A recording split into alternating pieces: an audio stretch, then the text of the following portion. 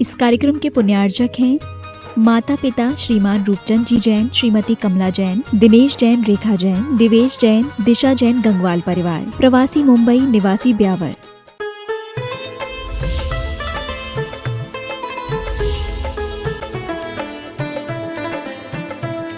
ओम नमः सिद्धिभ्यः, ओम नमः सिद्धिभ्यः, ओम नमः सिद्धिभ्यः। अहिंसा परमो धर्म की डोड़ गांव के अतिशयकारी पारसनाथ भगवान की, परम उपकारी संत शिरोमणि आचार्य गुरुवर विद्यासागर जी महामुनि राज की, पूज्य मुनि श्री 108 दुर्लभ सागर जी महाराज की, गुरुदेव के चरण आचार्य भगवान के चरण जहां पड़ जाते हैं वह धरती तीर्थ बन जाती है। और डोड़ गांव में गुरुदेव पधारे, इसलिए यहाँ की माटी भी चंदन कहलाती है, माटी भी चंदन कहलाती है। हम उसी चरण धूल को अपने माथे पर लगाने आए हैं और गुरुवर सिरपुर वापस पधारे, यही हम सब भावना भाए हैं, यही हम सब भावना भाए हैं। गुरुदेव के चरण फिर से सिरपुर की ओर आ जाए और गुरुदेव जल्दी से स्वस्थ हो जाए, यही सबकी भावना, यही सबकी कामना, यही सबकी अभिलाषा, इच्छा और धड़कन में गुरुदेव गूंजते रहते हैं। ऐसे गुरुदेव यह डोड़ गांव सौभाग्यशाली धरती है कि सिरपुर में चातुर्मास के बाद सीधे गुरुदेव के चरण डोड़ गांव की ओर आ गए और यहाँ पर एक भव्य पंच कल्याणक प्रतिष्ठा महामहोत्सव गुरुदेव के सानिध्य में वह संपन्न हुआ। आप लोगों का पुण्य कमजोर नहीं है, बलजोर है। यहाँ साधु यहाँ पर आप लोगों को बुलाना नहीं पड़ता। क्यों? यहाँ पर से में भी चलकर फिर भी ये भी कहना पड़ेगा कि आपकी भक्ति ऐसी है कि भले ही साधु आ रहे हैं, क्योंकि सिरपुर जाना है तो आएंगे ही, लेकिन डोड़ गांव वाले पहले से ही वहां पर चले जाते हैं कि चलो भगवान आपके चरण हमारे डोड़ गांव। और भक्ति का चमत्कार तो अभी हमने देख लिया। जब आप लोग अगवानी के लिए आए तो उस समय छोटे छोटे बच्चे बालक थे, जितनी उनकी साइज उतना ही बड़ा बैंड भी था, लेकिन उन बच्चों ने बजाकर बता दिया कि हाँ, डोड़ गांव की भक्ति ऐसी होती है जिसमें देव शास्त्र और गुरु यहाँ पर अपना आप चले आते हैं, अपना आप खींचे आते हैं। यह डोड़ गांव है। डोड़ गांव की अद्भुत व्याख्या लेकर आपके बीच में है, महाराज जी भी करेंगे और हम तो करते ही कि भाई जो गांव है उस गांव के लिए तो डोड़ एक नहीं दो हैं। हाँ, समझ में आ रहा है? तो यहाँ पर भी हम दो हैं ना, यहाँ दो बैठे हुए हैं, इसीलिए तो वो डोड़ गांव है। समझ में? तो आप लोगों को तो मालूम है, गुरुदेव भी अपने आते हैं तो उन्होंने ही बताया कि यह माटी अपना आप ही इस डोड़ गांव का। वैसे डोड़ के कई अर्थ हमने शब्दकोश में देखे, शब्दकोश में डोड़ गांव सब एक एक शब्द की व्याख्या नहीं, हम तो डोड़ शब्द क्या बोल रहा है, डोड़ है। तो ये डोड़ शब्द जो है उसके 10 अर्थ आए कोश में, 10 अर्थ हैं कि डोड़ जो होता है वो लकड़ी का एक ऐसा यानी जो है बर्तन जिसमें तरल पदार्थ रखा जाता था, उसको डोड़ बोलते हैं। क्यों? मराठी में उसी को बोलते हैं।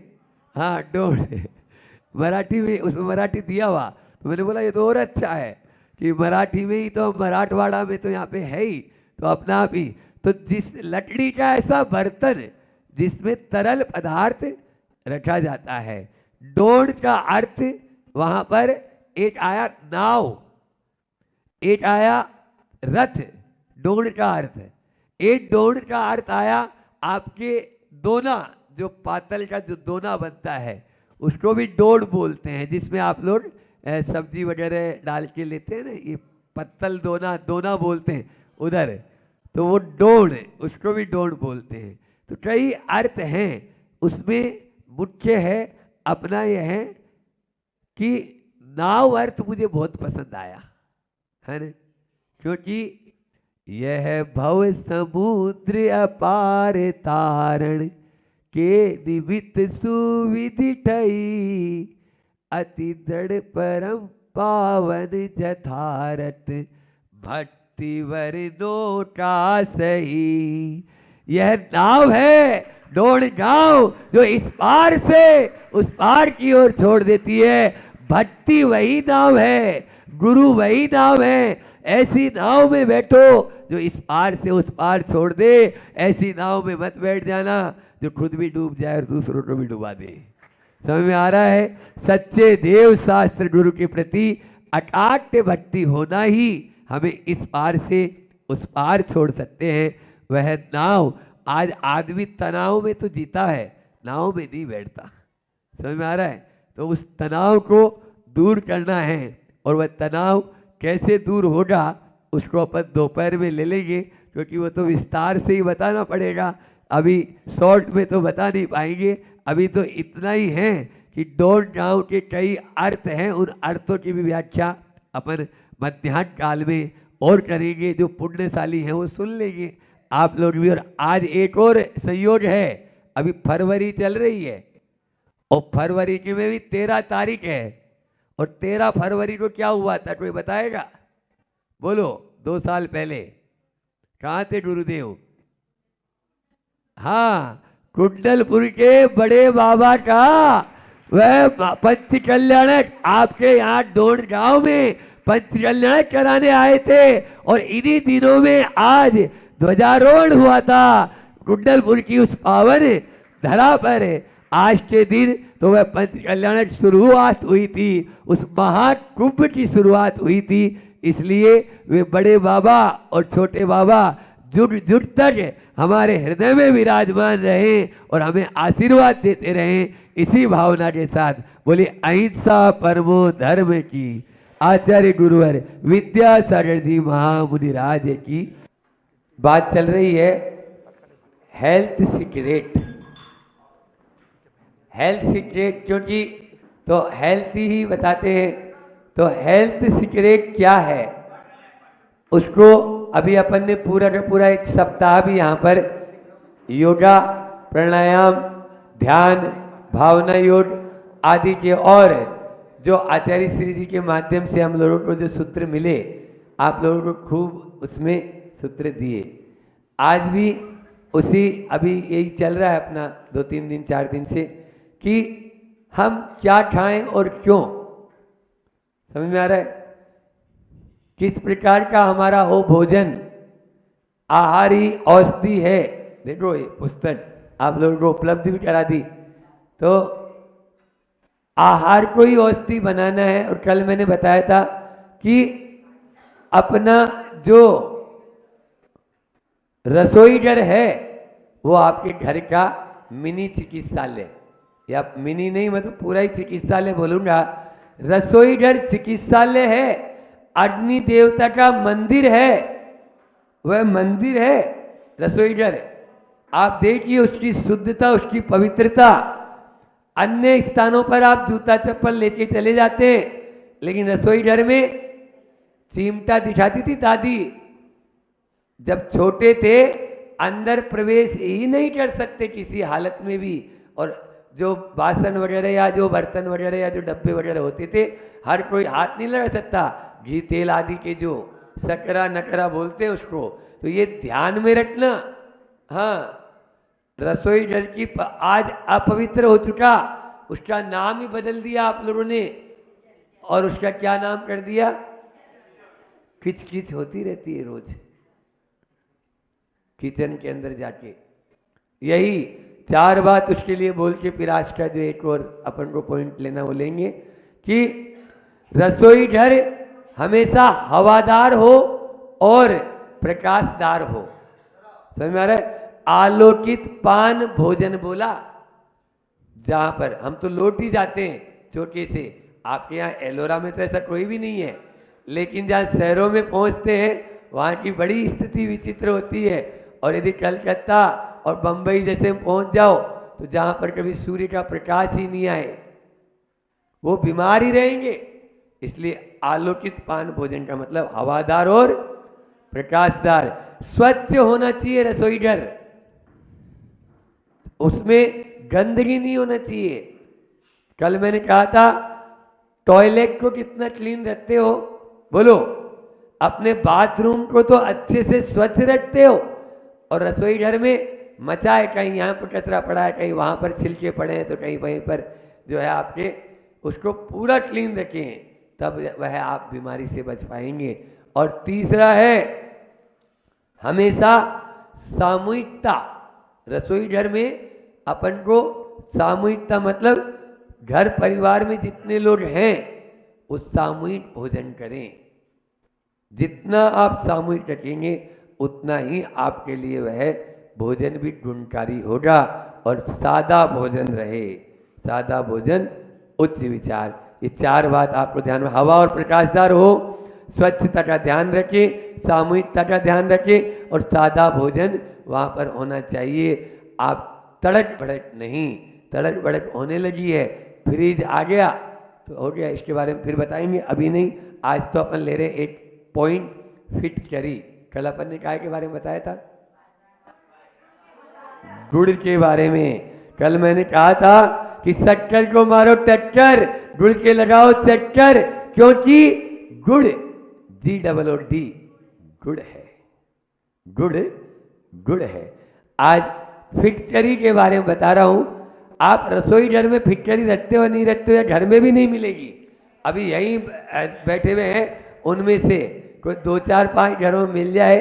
फिटकरी जो है ना सबसे बड़ा एंटीसेप्टिक है। हम लोग कैशलेस करते हैं तो फिटकरी से थोड़ा सा, आप लोग भी जब दाढ़ी वाड़ी बनाते हैं, क्यों Sachin Ajmera, after save lotion नहीं, फिटकरी को लगाते हो नहीं लगाते हो? क्योंकि कहीं कट, अब महाराज जी आजकल तो कोई मशीन वशीन आने लगी है तो उसमें ऐसा कुछ कट लगता ही नहीं। पहले तो टोपाज ब्लेड होती थी, उस ब्लेड से कट ही जाता था, कभी यहाँ से कभी यहाँ से, तो अब कटने फटने का काम नहीं। तो ये फिटकरी जो है सबसे बड़ा रक्त शुद्धि या रक्त शोधन का काम करता है, और एंटीसेप्टिक रक्त को रोकता भी है। एक संस्मरण छोटा सुना रहा हूँ, उस समय अपने पास में कम है, कि हमारे साथ में शांतिलाल जी बाबा जी रहते थे। वो शांतिलाल जी बाबा जी जब सम्मेद शिखर जी में आचार्य श्री जी ने भेजा, उनको ब्लीडिंग चालू हुई, सारे वैद्य हार गए, बड़े बड़े वैद्य आए, गया के और वहाँ कोडरमा के, कलकत्ता के, सब वैद्य हार गए, लेकिन ब्लीडिंग बंद नहीं हुई। एक वहीं लोकल में कोई जो जड़ी बूटी देता था वो बताया कि दही के साथ में लाल फिटकरी ले लो, आधा चना बराबर, चने की दाल बराबर, मतलब दही के साथ में आधा चना बराबर लाल, क्योंकि फिटकरी 2 तरह की आती है, एक सफेद फिटकरी और एक लाल फिटकरी। लाल फिटकरी आप लोग नहीं जानते हो, राजस्थान में खूब बोरे के बोरे चलते हैं, क्योंकि हमने तो ऊँटों को पाला है। ऊँट होते हैं ना, तो ऊँटों को ऐसे मुंह को ऐसे करके और पूरी बाल्टी भर के और फिटकरी और गुड़ का घोल बनाया और उसको पिला दिया, ताकि उसका पाचन तंत्र सही रहे। अभी कोरोना काल में आचार्य श्री जी ने हम लोगों को पिलाया, तब वही बात याद आई कि कभी हमने ऊँटों को पिलाया था, आज गुरु जी अपन को पिला रहे हैं, तो भैया पिलाएंगे ही। समझ में आ रहा है? हाँ, गुरु जी ने कहा 1 गिलास पानी फिटकरी का सबको लेना है, कोरोना से बचना है। तो ये मुनि महाराज जी के लिए कहा था, समझ में आ रहा है? क्योंकि कफ फेफड़ों में जमा नहीं होता है, समझ में आ रहा है? तो वह लाल फिटकरी चने आधा चना बराबर उस दही के साथ में ली, 1 दिन में वह ब्लीडिंग बंद हो गई। बोलो, ये है कमाल। हजारों लाखों रुपए की दवाई जो काम नहीं की, वो 5 पैसे की दवाई काम कर गई। ये बहुत फोड़ा फुंसी होता है, ये आपका जो होता है बाल तोड़, लाल फिटकरी और गुड़ या कैसा भी हो, हम तो आप उसको दोनों को बनाओ और बांध लो, सवेरे तक आपका दर्द गायब हो जाएगा और वहाँ पर वह मवाद सब बाहर कर देगा, पूरा का पूरा खींच लेता है अंदर से, इतना पावरफुल ये। तो ये आपको मालूम नहीं, फिटकरी के अनेक गुण। इसको निर्मली बोला। कतक फल अपने शास्त्रों में आता है कि कतक, इसको पानी में घुमाओ तो उपसम सम्य दृष्टि, ऐसा ही नीचे बैठ गया। समझ में आया? ये वही निर्मली है जो अपने शरीर का शोधन कर दे। और शरीर को आप दांतों के लिए भी फिटकरी का बहुत उपयोग, मंजन में उपयोग होता है। आप सरसों के तेल में फिटकरी को गर्म करो, पानी बन जाएगी, ठंडा करो और उसके बाद में दांतों के ऊपर, कैसा भी दर्द हो, मसूड़ों के लिए और दांतों के लिए रामबाण है। इस प्रकार से अनेक उपयोग इस फिटकरी के दिए गए हैं। एक ही नहीं, बोलेंगे तो शाम हो जाएगी। अभी तो 2-3 मिनट का ही टाइम अपने पास रहता है, उतना टाइम आपका हो चुका है। आप सभी स्वस्थ रहें, मस्त रहें और व्यस्त रहें, इसी भावना के साथ अहिंसा परमो धर्म की आचार्य गुरु विद्यासागर जी महाराज की। संस्कृत में एक श्रुति आती है, वस्त्रपूतम जलम पिबेत, वस्त्रपूतम जलम पिबेत और नेत्रपूतम नसेत पादम, नेत्रपूतम नसेत पादम। अर्थ क्या है महाराज जी? तो छानकर जल पियो, वस्त्र से छानकर जल पीना और देखकर कदम रखना, नीचे देखकर चलना। हम पाठशाला में बताते हैं ना, जैनियों के 3 गुण कौन कौन से? बोलो। हाँ, पानी छानकर पीना और रात्रि भोजन नहीं करना, ये जैनी की पहचान है। इसी प्रकार से नीचे देखे 3 गुण, क्या? ठोकर भी लागे नहीं, जीव जंतु बच जाए और पड़ी वस्तु मिल जाए। तो ये है, नीचे देखे 3 गुण, जीव जंतु बच जाए और ठोकर भी लागे नहीं और पड़ी वस्तु मिल जाए। इससे अच्छा और क्या? यही, इसलिए देखकर चलो, नीचे देखकर चलेंगे। अब ऊपर मुंह फाड़ रहे या इधर उधर देख रहे हैं बातों में, कभी भी जब भी चलो तब नीचे देखकर चलो, जीवों की विराधना से बचेंगे। और पानी छानकर पीने का अब तो चला ही गया है यह रिवाज, इसलिए छन्ना अपने साथ में ही रखो। समझ में आ रहा है? अन्यथा बहुत जीवों की हानि। सूक्ष्म जीव होते हैं पानी में, और वो सूक्ष्म जीव हमें, हमारे यहाँ पर मर्यादा का भोजन बताया। कोई भी चीज, पानी की भी मर्यादा होती है, अपने मूल स्रोत से जुड़ा है, कोई दिक्कत नहीं। और मूल स्रोत से आपने अलग कर लिया तो उसके बाद में उसमें जीवोत्पत्ति हो जाती है। उसमें भी 24 घंटे की मर्यादा, 12 घंटे की मर्यादा, 8 घंटे की मर्यादा, ऐसे मर्यादा होती है उसमें। समझ में आ रहा है? आप यानी जो है ना, उबाल लोगे तो 24 घंटे से ज्यादा फिर नहीं, अब उसमें फिर जीव उत्पत्ति होना ही है। ऐसे ही अन्य सामग्री की भी मर्यादा बताई। एक्सपायरी डेट होती है कि नहीं होती है? दवाई खाने वालों, दवाई की एक्सपायरी डेट तो खरीदते हो, और घर में आटे की मर्यादा बोलो। अब वो आ रहा है मील का आटा मशीनों का, कितने दिन का है कोई पता है क्या? फास्ट फूड खाने वाले, कोई मर्यादा है क्या? कुछ भी नहीं। इसके माध्यम से हम रोगों को निमंत्रण दे रहे हैं। आप निरोगी रहें, इसके लिए जो आचार्यों ने आचार संहिता बताई आप लोगों के लिए, उसका पालन तो करना होगा। मर्यादा में जो रहेगा वो कभी भी दुख नहीं पाएगा। अरे मर्यादा तो सीता ने भी तोड़ी, तो रावण के हरण का कारण बन गई। सीता हरण क्यों हुआ? क्योंकि लक्ष्मण रेखा का उल्लंघन किया। इसलिए मर्यादा में जब जब रहेंगे तब तक हम अपने स्वस्थ रहेंगे।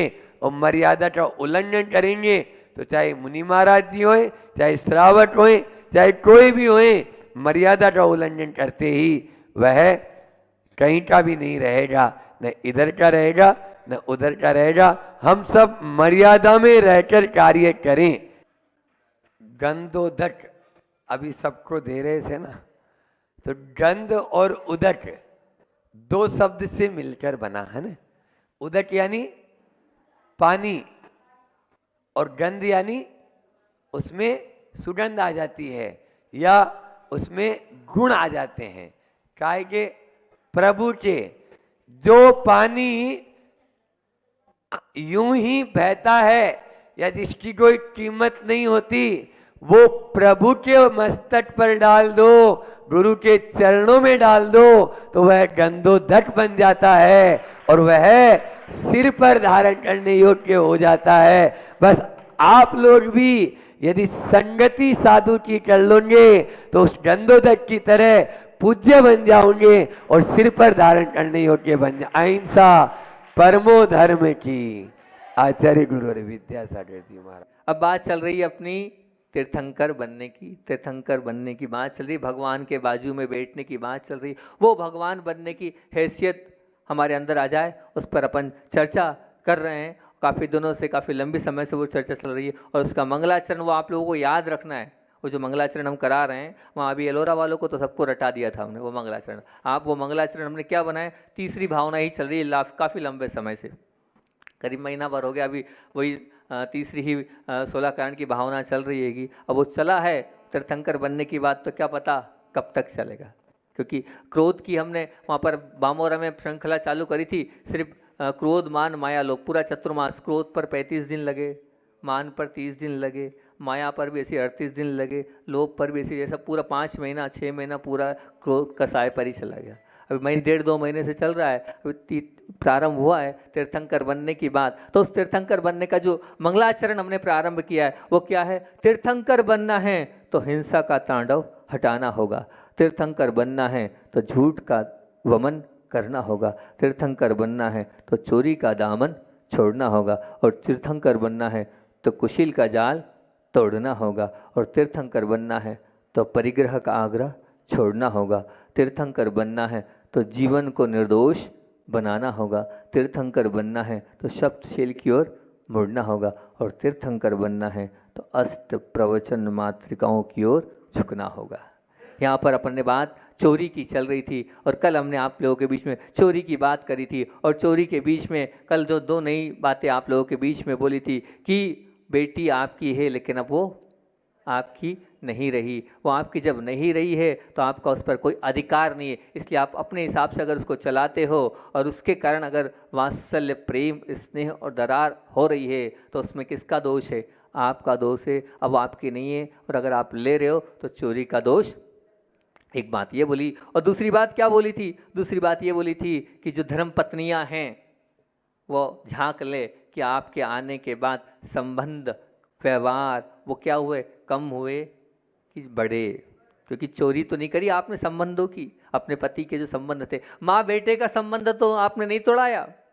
कहीं ऐसा तो नहीं है कि भाई भाई का आपने प्यार आपके माध्यम से टूट चुका हो वह, और कहीं ऐसा तो नहीं है कि और भी देवरानी या जेठानी जिनका आपस में वात्सल्य स्नेह वो था, वो कहीं आपके माध्यम से कहीं कम तो नहीं हुआ। अगर हुआ है तो आपने क्या करी है, चोरी करी है, वो भी चोरी कहलाती है, उसको भी चोरी। क्योंकि अपन बात कर रहे हैं समय चोर की, समय चोर की व्याख्या आपको बताई थी कि अगर बिना पूछे आप समय ले रहे हैं, समय चोर। सद्गुण चोर, आपने किसी के सद्गुण अगर मान लीजिए आपके माध्यम से जा रहे हैं तो आप सद्गुण चोर हो गए। और फिर तीसरी बात अपन ने क्या करी थी, वात्सल्य और प्रेम और स्नेह की बात करी थी। और कल बात प्रारंभ कर दी थी हमने समता चोर की, समता चोर की आप लोगों से बात करी थी। और मैंने यही यहाँ से बात करी थी कि मेरी वाणी से, मेरे व्यवहार से अगर किसी जीव के परिणामों की विशुद्धि जा रही है, किसी जीव के परिणामों में कालुषता आ रही है, तो मैं उसके परिणामों को चुराने वाला अपराधी हूँ, बहुत बड़ा गहन अपराध मैं कर रहा हूँ। क्योंकि परिणाम उसके, लेकिन क्या हुआ, उसके परिणामों पे आपने डाका डाल दिया, आपने बदमाशी कर ली और आपके कारण उसकी विशुद्धि खत्म हो रही है, उसके परिणामों में कालुषता आ रही है। तो चोरी तो कर ली ना, जो चीज़ आपकी नहीं थी वो आपने ले ली और वहाँ दूसरी चीज़ आ गई है तो निश्चित तौर से आप समता को लेने वाले बहुत बड़े चोर हैं, जिसके जीवन में आकुलता और व्याकुलता आती जा रही है। आपने उस सामने वाले के जीवन को नरकवत बना दिया, उसका मन ही नहीं लग रहा है। ऐसी चोरी मत करना कि किसी का मन ही आपके माध्यम से नहीं लगे। किसी की विशुद्धि की और किसी समता की चोरी बिल्कुल मत करना, ये भी चोरी हैगी, इसको भी आप चोरी ही स्वीकार करना। अब बात ये आती है कि बात चल रही हैगी चोरी की, और चोरी में हम तो ये कहेंगे कि अगर हम किसी के मतलब आप अगर मान लीजिए किसी के अधिकारों का दुरुपयोग करते हैं, आपके पास, आप वैसे यहाँ पर नहीं हैं वो लोग, बहुत कम सर्विस वाले या इस प्रकार के लोग होंगे, बाकी तो सभी लोग शायद व्यापार वाले हैं, लेकिन मैं मानता हूँ कि बहुत सारे लोग भी सुनते रहते हैं हमारी बात को। तो जो लोग व्यापारी नहीं है लेकिन जो लोग सर्विस कर रहे हैं, जो लोग सरकारी या और भी कोई प्राइवेट कंपनी में नौकरी कर रहे हैं, अगर वो अपने अधिकारों का दुरुपयोग करते हैं तो वो भी चोरी कहलाएगी। मान लीजिए वो सरकारी ऑफिसर हैं और सरकारी ऑफिसर होने के कारण अपने पद के दबाव में जो नहीं करना चाहिए, अगर वो काम भी वो करवा रहे हैं तो वो भी चोरी ही है, उसको भी आप क्या चोरी ही स्वीकार करना। मैं एक पुरानी बात आपके बीच में रखता हूँ कि क्या पद होता है और क्या चोरी होती है। इतनी बारीक बात, इतनी सूक्ष्म दृष्टि से भी विचार चलता है। जब दीवान साहब थे वहाँ पर और वो अपना कार्य अपने मतलब उस समय राजा महाराजाओं का ज़माना था, बात पुराने समय की कर रहा हूँ, राजा महाराजाओं के ज़माने में वो अपना कार्य कर रहे थे घर पर बैठकर, और कार्य कर रहे थे। वो कार्य चल रहा था काय का, वो चल रहा था वो जो पूरा कार्य था वो राज्य का कार्य, लिखा पढ़ी का वो कार्य कंप्लीट कर रहे थे। और जब वो राज्य का लिखा पढ़ी का कार्य कर रहे थे तो विचार करना, वो कार्य जैसे ही कर रहे थे, एक उस समय बिजली नहीं थी, और बिजली नहीं थी तो कंडिल वो चलता था, उस बत्ती में वो अपना पूरा का पूरा लिखा पढ़ी लेखा जोखा कर रहे थे। उसी समय उनके जो रिश्तेदार थे वो मिलने आए। जब रिश्तेदार उनसे मिलने आए तो जब रिश्तेदार उनसे बातचीत करने आए तो हुआ ये कि उन्होंने कहा 5 मिनट रुकें। क्या बोला? 5 मिनट रुकें, आपसे चर्चा मैं करता हूँ। और 5 मिनट रुकने के लिए उन्होंने निवेदन किया और 5 मिनट वो रुके, और रुकने के बाद उन्होंने क्या किया, वो जो कंडिल था उसको उन्होंने बुझाया और दूसरा कंडिल उन्होंने जलाया। तो जो सज्जन आए थे उनके पल्ले नहीं पड़ी ये बात कि यार कैसे हैं ये दीवान साहब, हैं इतने समझदार हैं, इनकी इतना मान सम्मान है, राजा साहब भी बड़ी अदब और अजब के साथ इनको बिल्कुल सम्मान देते हैं, लेकिन एक कंडिल बुझाया और एक कंडिल जलाया, ये कौन सी बात हुई? एक माचिस अलग खराब करी और समय 2 मिनट का अलग खराब हुआ। क्या हुआ? अब उन्होंने पूछा, बोले साहब पहले तो बात, जिस काम के लिए आया हूँ वो काम तो मैं बाद में करूँगा, पर मैं आपसे एक गुजारिश करता हूँ और मैं निवेदन करता हूँ, अब अन्यथा ना ले। तो बोले मेरे दिमाग में नहीं बैठा, एक कंडिल को बुझाया और दूसरे कंडिल को जलाया, ये क्या है? तो बड़े ही उससे उन्होंने अदब के साथ कहा, देखो साहब ऐसा है कि आप मेरे रिश्तेदार हैं, आप मेरे चिर परिचित हैं और आप मेरे से मिलने आए हैं, निश्चित तौर से कोई ना कोई रिश्तेदारी के इस कार्य से आए थे। बोले भी 2.5-3 घंटे से मैं अपने राज्य से संबंधित कागज़ों को तैयार कर रहा था, और उसमें जो तेल था वो काय का लगा था, वो तेल जो था वो वहाँ का था, कहाँ का? राज दरबार का था। और आप मेरे लिए मिलने आए हो, तो अब जो मेरे लिए जब आप मिलने आए हो तो क्या है, अब इसकी आवश्यकता नहीं, इस तेल की अब क्या है आवश्यकता नहीं, अब मेरे लिए मिलने आए हो तो अब अपना खुद का मैं तेल जलाऊंगा, इसलिए मैंने अपना खुद का कंडिल जलाया है। ऐसी बारीकी थी, ऐसी सूक्ष्म दृष्टि थी। आप विचार करना, ऐसे भी लोग होते थे चोरी से इतने डरते थे। और बताऊं आपको, अगर आपने सुना हो तो पंडित जी साहब थे एक, जिन्होंने वो लिखी है, पंडित गोपाल दास जी बरैया। आपने अगर नाम नहीं सुना हो, बड़े ही कहना चाहिए ऐसे पंडित थे, ऐसे विद्वान थे कि उनकी पत्नी ऐसी थी, इतनी ऐसी इस प्रकार की थी कि एक बार जब वो घर आए तो वो चिल्लाती तो थी। एक दिन बहुत लेट पहुँचे वो, तो जब वो लेट पहुँचे तो जब वो पहुँचे तो हुआ ये कि पत्नी इतनी गर्म हुई, इतनी बजे घर आते हैं क्या, वो आई और उसने पानी ढोल दिया सीधे। तो वो क्या बोली, पंडित जी साहब बोले आज तक तो गरजती थी और आज बरस भी गई। बात ये नहीं थी, बात तो दूसरी थी। मैं बता रहा हूँ दूसरी बात कि देखो क्या सूक्ष्म बात चल रही है। तो जब जा रहे थे अपने नगर की ओर तो यात्रा कर रहे थे, और यात्रा में जब उनको मालूम पड़ा, क्या पड़ा कि आज मेरे बेटे का जन्मदिन है। जब उनको पता चला मेरे बेटे का जन्मदिन है और आज मेरा बेटा 4 वर्ष का हो गया है, और अब वो पहुँचे शाम तक यात्रा करके, और जब वो पहुँचे और रेलवे स्टेशन पे उतरे तो कोने में खड़े थे यात्री लोग, जा रहे थे और जा रहे थे। और फिर उसके बाद उन्होंने क्या किया, वो रुके, और रुकने के बाद उन्होंने वहाँ जो टीटी या जो भी वहाँ पर था टिकट मास्टर जो खड़ा था, उसका साहब आपसे एक निवेदन है। बोले हाँ। बोले ऐसा है कि मैं सबसे पहले तो क्षमा चाहता हूँ, मुझसे गलती हो गई है।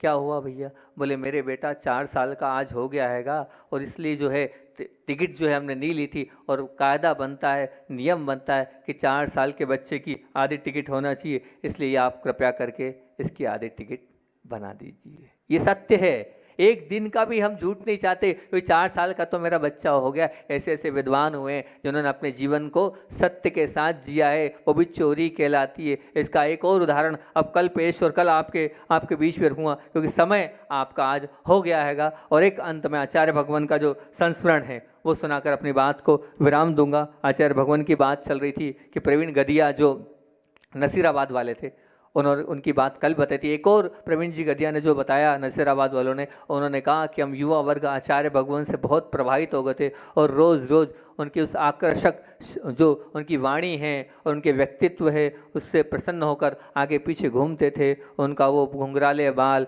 वो उनकी वो चाल, सब कुछ हमें मन भा जाती थी। और हुआ ये कि आचार्य भगवान देखो क्या हैं, क्या सीख दे रहे हैं गुरुदेव। वो ब्रह्मचर्य अवस्था की बात आप लोगों के बीच में रख रहा हूँ। आज ऐसी ब्रह्मचारी थे, और ब्रह्मचारी थे तो हम बार बार पहुँच जाते थे, कुछ चाहिए तो नहीं, कुछ चाहिए इस बहाने गुरुदेव से बात हो जाए, ब्रह्मचारी जी से बात हो जाए। तो उन्होंने कहा एक काम करना, बहुत ध्यान से सुनना सुनने वालों, कि उन्होंने कहा पट्टी और एक पेन चाहिए। उन्होंने एक पट्टी और पेन दे दी, पेंसिल लिखने के लिए। संस्कृत वो पढ़ रहे थे, बोले कॉपी पेन कहाँ रखे, पट्टी पेन उन्होंने दी। और जब पट्टी पेन उनके पास पहुंची तो भैया लोगों ने कहा, उन लोगों ने 1 दिन 2 दिन बाद, कि ये जो पेंसिल आपने एक रखी थी और बाकी वापस भिजवा दी थी, पेन। तो बोले एक काम करो ना, इसको 2 3 4 और रख लो, ये घूम गई या चली गई तो आचार्य श्री ने कहा नहीं, 1 से मेरा काम चल रहा है, 1 से 2 रखूँगा तो वो परिग्रह हो जाएगा। मुझे परिग्रह नहीं रखना है। मुनि परिग्रह को नहीं रखते हैं, जितनी आवश्यकता है उतने ही रखते हैं। ये ब्रह्मचर्य अवस्था की बात है, विचार करना। वहाँ भी एक प्रेम, दूसरी चीज़ नहीं, जिसकी कोई कीमत नहीं होती है, वो दूसरी रखने को तैयार नहीं थे। ऐसे उच्च और ऐसे अच्छे विचार आचार्य भगवान के थे, इसलिए वे उत्कृष्ट चर्या के धारी। बोलिए आचार्य भगवान विद्यासागर जी महामुनि राज की।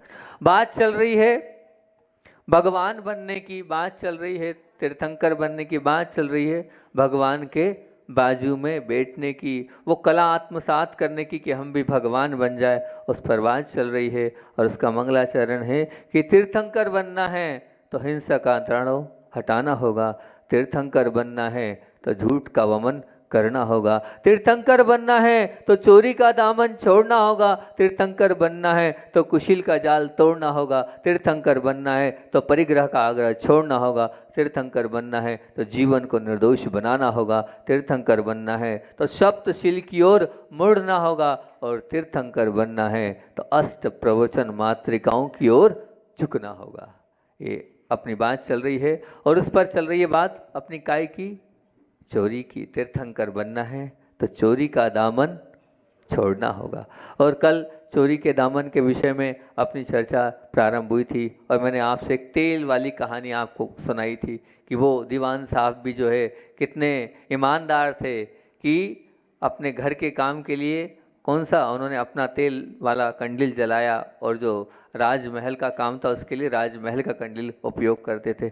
ऐसी हमारे अंदर अगर विशुद्धि और इस प्रकार का अगर भाव होगा तो निश्चित। और एक और हमने गोपाल दास जी बरैया कि 4 साल का बच्चा हो गया था तो क्या ली थी उन्होंने, आधे टिकट दे दो। ऐसी ईमानदारी होना चाहिए। और बात करी थी कि अपने पद के दबाव में, अपने पद के दबाव में अगर किसी से हम कुछ करवा रहे हैं तो ये भी चोरी है, क्योंकि बड़े अधिकारियों से का छोटे अधिकारियों से कार्य करवाना, वो भी निजी कार्य करवाना, वो चोरी है ना।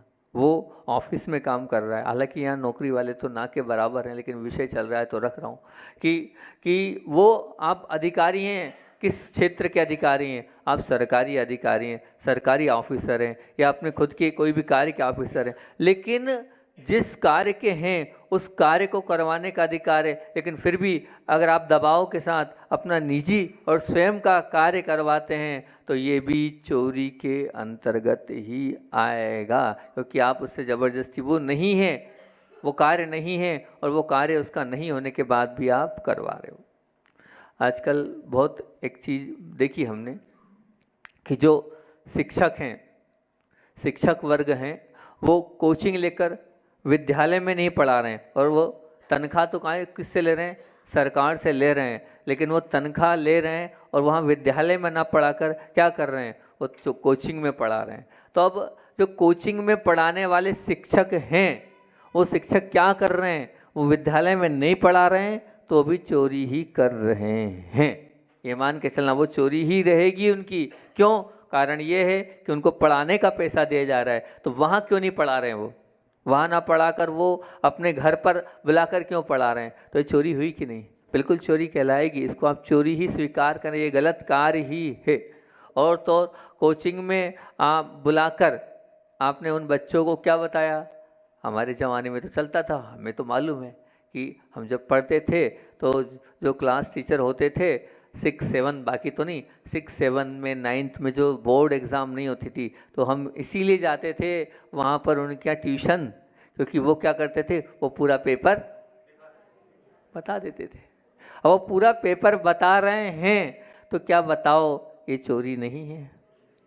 चोरी कहलाएगी। और जो बच्चे उन पेपर को ले रहे हैं और वो IMP ले रहे हैं, IMP के नाम पर आता है वो सब कुछ, IMP ले रहे हैं, ये भी चोरी ही है। इसको भी आप चोरी ही मानना। और ये चल रहा है और ये चलता है, और ये चलता है तो इसको भी हम चोरी के रूप में स्वीकार करें। ये अगर हो रहा है तो हम बचपन से ही चोरी की आदत हमारे अंदर आत्मसात हो जाएगी। हम बचने का प्रयास करेंगे तो निश्चित बचते चले जाएंगे, लेकिन हम बचना चाहते नहीं है और हमें वो आदत ही लग गई है, तो वो गलत आदत चोरी की ओर हमें बढ़ा रही है। और मैं तो इतना कहूँगा कि जितने समय के लिए आप विद्यालय जा रहे हैं या जितने समय के लिए आप ऑफिस जा रहे हैं, वो जितना समय आपको देना चाहिए ड्यूटी के लिए, अब आप वो ड्यूटी नहीं कर रहे हैं। अब वो आप जो ड्यूटी नहीं कर रहे हैं, मतलब मान लीजिए आप ड्यूटी नहीं कर रहे हैं, मतलब आप मान लीजिए ऑफिस में लेट पहुँचे या विद्यालय में या जो भी नौकरी है आपकी, जितनी देर आप लेट पहुंच रहे हैं या जितनी जल्दी वहाँ से वापस आ रहे हैं, तो जितने समय में आपको काम करना था उतने समय में आपने काम नहीं किया। अब वो उतना समय आपका जो गया है वो क्या है? बोलो ना, चोरी नहीं है ना? चोरी ही है ना कि चोरी नहीं है? चोरी है ना। आपको 12 से 5 की ड्यूटी थी, अब आप 1 बजे पहुँचे, 1 घंटे का पैसा तो आप लोगे। 5 बजे तक की बात थी और 4 बजे छोड़कर आ गए। एक दिन की बात हो तो ठीक है, लेकिन अधिकतर आप ऐसा करते जा रहे हो, तो ये चोरी, इसको नहीं माना ना आपने चोरी, इसको चोरी स्वीकारा नहीं है, इसको चोरी आप मान नहीं रहे हो, लेकिन ये भी चोरी ही है। जितनी बजे तक आपकी ड्यूटी है तो वो आपको मानना चाहिए। आपके जीवन की ब्यूटी होगी कि आप वो ड्यूटी समय टू समय करो। अगर आप समय टू समय नहीं कर रहे हो तो वो भी चोरी के अंतर्गत ही आएगा।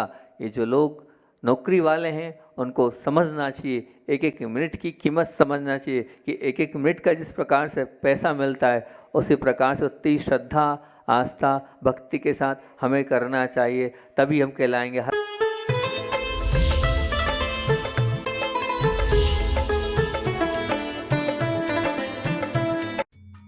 इस कार्यक्रम के पुण्यार्चक थे माता पिता श्रीमान रूपचंद जी जैन, श्रीमती कमला जैन, दिनेश जैन, रेखा जैन, दिवेश जैन, दिशा जैन, गंगवाल परिवार, प्रवासी मुंबई, निवासी ब्यावर।